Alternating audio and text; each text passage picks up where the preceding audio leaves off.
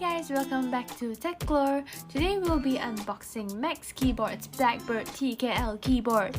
I'll be giving one away to a lucky winner, so check out the description to find out how to win. So in the box, a foam wrist pad and a user manual is included. Let's open it up and see. This keyboard features a cherry MX blues with red backlit LED. There are adjustable keyboard legs at the bottom here, perfect if you need to use it raised or not. Oh, here is how it looks like using the wrist pad.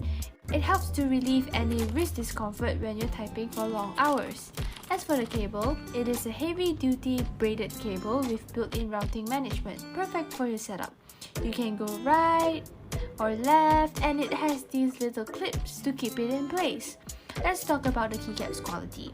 Using double shot injection, the matte surface is really comfortable to type on. And next we'll look at the side ambient lighting. It has 3 level backlight modes and 4 level backlight mode for the backlit keys. Before you go, let's do some sound tests on these blue boys.